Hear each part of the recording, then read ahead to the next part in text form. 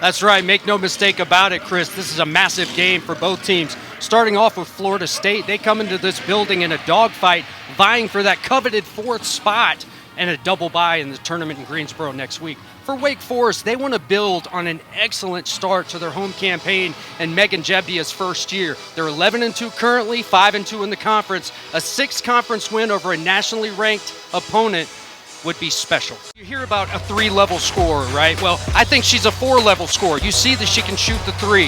She's 5'8", plays like she's 6'1", so she finishes around the rim. She's got mid-range, in transition, or in the half court. But the most unique thing about her offensively is she gets to the free throw line more than any other freshman in the country. She can do it all on that end. The sophomore has been so consistent in the last half of play in the SoCon. His last 8 outings in the SoCon, he's made at least 4 3-pointers. That may bode well tonight for Bob Hoffman's crew, as Citadel's been known to mix up zone looks all year long. Well, he scores in a number of different ways, Kendall. You know, this young man has range. You know, I call it logo range. When he touches the top of that bridge on this court, he's willing to let that thing fly. But another thing is he finds his rhythm dribble. He's a right-handed guy. He's comfortable going to his left, 1 or 2 dribbles, pulling up for mid-range. He can also get all the way into the paint with his right hand off those ball screens. Creative finishes in the lane with his little floaters over the big SoCon post players. There's a reason that Coach McKay said in the beginning of the year that not many teams will play zone against them. They do at their peril. Last year down in Atlanta, Liberty was 14 for 26 from 3. Tonight, 13 for 25. Playing the way they do defensively, shutting down a dynamic player like DeMarcus Simons. Liberty's just not going to lose that game. Nobody in here thought that they would come away with a resounding close to a 30-point win. We're starting to see this team peak just a little bit, and it's nice to see. If you look at the top of those standings, you see Wofford, you see UNCG, you see ETSU. You also see Furman sitting at 5-3. Furman's a team that started this year 12-0 in the top 25. The entire country rallied around the Paladin program as they went on the road to win games at Loyola, at Villanova, 2 teams that were in the Final Four last year. This conference has something to say nationwide. That's right. DeJour Dickens, 2 early fouls. The 7'1" center had to sit down. That meant that Deuce Dean and company had to go match-up zone. They started playing a little bit faster.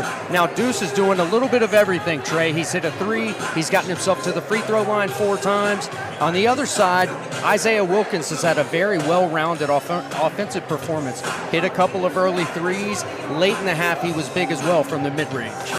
It is space and pace, and they are attacking the rim violently. That's gotten them 19 free throw attempts, so they're keeping themselves in the game that way. What they're also doing by driving like that is they're causing Wake to foul them. Number of great players for Wake have had to sit extended minutes in that first half because of foul trouble. What sets Fletcher apart is his ability to shoot. When he leaves the floor off 2 feet, his waist does not have to be facing the rim. The only player I've seen like that similar in college basketball was less than a decade ago, Jimmer Fredette. Scotty posed a huge threat down low from the very beginning of the game. Things that he did tonight just didn't necessarily show up in the box score. Defending on pick and rolls, he was outstanding. The 17 rebounds, you know, when Liberty shuts you down one shot and you're not getting another one, coming down the other end when they're shooting at almost 60% from 3, that's very demoralizing. And Scotty gives Liberty a potent post threat. I think this was what you call shots fired to the rest of the conference. Citadel has proven that they can beat any and everybody in this conference, including the Buccaneers on their home turf, after Steve Forbes, with his team sitting at 14-1, signs a contract extension. As you watch Zane Najdawi, the junior, arguably first-team All-SoCon performer, knock down the 3 that proved to be the game winner for the Bulldogs. We talk about Zane Najdawi and how valuable he is to this team, and right here is a great example. Defensively, he's 6'6", 6'6 and a half, but he plays much bigger than that, able to defend much bigger players right there, shutting off the baseline for Desmond Ringer. Just watch the freshman. He's just floor general, has her eyes up the whole time. She fakes with her eyes, that little slight feint with her eyes to the right made that help side defender jump over to the left just enough so that she could finish the layup off the spin, high off the glass. She is a special talent in the Atlantic Coast Conference. Look at this footwork. Kickstand's what we call that. You keep that pivot. Now I'm going to spin on you. I'm going to rise up, use my length. She's got a high release as well. No chance for Sumio there. Started her career, she was a McDonald's All-American, spent some time at Tennessee. Then she transferred over to Kentucky. This is her third program, but she's really, really impressed with the way she can handle the ball, not turn it over, and find her teammates for great looks. Well, he's really coming into his own. He's comfortable. He's got the green light on the floor, whether that be from three as a trail guy, but also he can get bigger guys on his back and face up. If he doesn't hit that shot, a lot of times he's getting fouled just very consistently in the 20s. It's going to be scary for the rest of this league for another year to come. The importance of finishing in that top 6 cannot be overstated.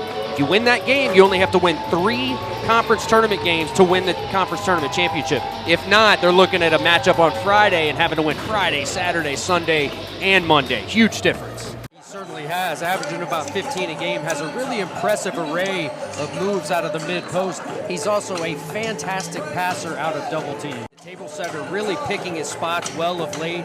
What separates Justin from the rest of the upper echelon pack of guards in the Big South Conference is how he rebounds, getting 5 a night, coming off a performance the other night where he corralled 10. When you talk about Coach Jebbia, what a fantastic job she's doing here in her first year at Wake Forest. Multiple-time Patriot League champion at American, and she will readily tell you it takes time to build your culture. And I think this team has responded. She told us earlier today in shoot-around that she is not as hard on some of these kids, especially the 3 seniors that are picking up her system for the first time. The fact that they've got a chance to get a 6th ACC win here today in her first year says a lot about her coaching acumen. The marquee of her teams at American were the seniors were the leaders, so most of them had conference championships under their belt already. They could teach the underclassmen how to practice, how do we do shoot around, how do we win championships. It's all brand new here in Winston-Salem. Well, I think the last part of that, you see set good screens. Well, what they mean by that, those are off-ball screens, not necessarily a 2-woman game. Off-ball screens where you've got to finish your cut. And like, for instance, Coach Jebbia said, if Jewel Spears starts off slow, what she needs to do is come curl harder off the ball to try to get easier looks in the paint. They want to spray the ball, have 5 women that can shoot from anywhere on the floor. They want to turn good shots into great shots. It's going to take some time, but we're starting to see the evolution of Wake Forest offensive basketball. She's got the capability to have spurt ability, and part of the reason why is because she can let that thing fly from what we call the Houston spot. If you watch Alabama men's basketball, they do this where it's 3 or 4 feet behind the line by design so that you give yourself room off the bounce if you need it. In late game situations for Wake this year when they've been down and Jewel is allowed to go off, she hits threes from there routinely. Interesting, the counterpunch there from the Demon Deacons. Obviously, Florida State wants to get out and run all night, but Wake Forest is going to push it back at you if you take a bad shot and it's a long rebound. Spaghetti misses the corner 3, and that's going to go out of bounds to Wake Forest. Here he is with that. Wake Forest going all the way down the court. What made this successful right here? Well, they didn't hesitate, right? They usually want to bleed the clock, have half-court possessions where we're taking a shot with 5 on it, but you've got numbers there. Go ahead and push it. It ends up being a 2-on-1 with Harrison and Scruggs, and the outcome is exactly what the Demon Deacons needed. Of course, you'll always take the points. Scruggs, once again, going forward. She's somebody who used to start for this team. Now she's coming off the bench, and she's succeeding in her role. She really, and I love the fact that you said that, her role. She's a jack of all trades, and she is adjusted to what Coach Jebbia and the new staff want. She's taking more charges. She's getting after loose balls. Tonight, she's had a nice start offensively. Last 4 points for Wake Forest. Gets that rebound to help start the offense. Really good start for Miss Scruggs. She's taking her time in the paint. Harrison goes left, and she gets a nice layup to go, and Wake Forest takes their first lead of the game. And that right there is an example of a senior Kaya Harrison playing at 70 miles an hour instead of 100 miles an hour, something that the coaching staff has harped on all year, starting to pay dividends as we've got a 2-point game. Wake Forest feel like they could have won that last meeting at Florida State. That one got out of hand in the second quarter when they missed a lot of shots that were open shots right there at the basket or open shots from the floor.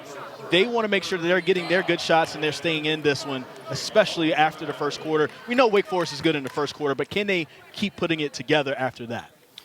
Well, it's a great point. And down in Tallahassee, I think in the second quarter, you also had a barrage of threes made by, Conventional post players, 6'1" Aaron Howard. You've got 6'2" Mariana Valenzuela that are knocking down threes. That's going to extend a lead quickly. As we see right here, Tanaya Latson, most all-time ACC Rookies of the Week. Look at these names that she passed. Tracy Connor, Elizabeth Williams. She's in great company. As we talked about her before, she could probably be the best player in the conference this year. Well, she's got my nod. And one thing I love about her most is just her demeanor. She's a military kid. You know, she lived in 7 or 8 different states, and as far out as Hawaii, and she's been successful for every AAU team she's played for, won a national championship on the high school level. But this success doesn't seem like it's a shock to her. She just takes it in stride. It's nice to see from a freshman. Jewel Spear gets on the board as she gets a little runner to go. As Wake Forest takes the lead back 12-10. They've been playing this pretty well so far, not letting Florida State get too comfortable and not letting them bounce up and down the court as they normally like to do. They have. It looks like Wake Forest was fortunate right there to not get shots on that foul. It's one thing that they've got to keep the Seminoles, maybe not off the free throw line, but they can't live at the free throw line. Speaking of which. And they're going back to the free throw line right here. Of course, looks like Hines is coming back in as Samiel is going to come back out. One of the things that we definitely have to look for Wake Forest, you know, you said they're not deep on that bench, so if they can stay out of foul trouble, that will be optimal for this team as they're looking to try to get their first win this season against a top 25 ranked team. That's right. They're going to have to stay out of foul trouble, and they're going to have protect the basketball as well. Florida State did not extend their pressure as much as they could have in the game down in Tallahassee. I wouldn't be surprised in stretches if we see some full court pressure, possibly even after a made free throw here. Valencia Myers makes both for Florida State. Of course, she's played more games for Florida State than anybody ever. 140. This is her 142nd game she's played for Florida State. As we now have a tie ball game in the first quarter. Corner 3 missed by Alyssa Andrews, but we're going to have a foul sending the ball the other way. And it's a nice adjustment by Florida State. They're sprinkling in some zone here. Obviously, the coaching staff watched intently when Wake Forest played in Chapel Hill this past weekend. North Carolina went zone in the second half, and it gave Wake fits. Florida State's going to try it out a little bit tonight until they get burned. Worked out for them on the long rebound there over the back. And they're causing a lot of fouls early. Back to the line. Florida State back at the line. They have no field goals in the last 3:31 of this game. But, of course, the fouls for Wake Forest keeping Florida State in it because they are scoring at the line so far as Myers misses this one. Let's check out her season numbers for Miss Valencia Myers. She's been looking pretty good for this program as, look at that, she is on the career block leaders in Florida State program history. A lot of great names up at the top with her 157 career blocks. Well, and that's why when you got somebody like that back in the paint that can erase mistakes, you can comfortably sit a player the caliber of a KK Timpson, knowing that your defense is not going to drop off significantly. Florida State moving to a zone. Scruggs, 6 points for her as she's been a godsend off the bench for Wake Forest. And that's exactly what Megan Jebbia talked about. We've got to have a bench. She feels like they've had defense from the bench. They want more offense. Maybe that starts tonight.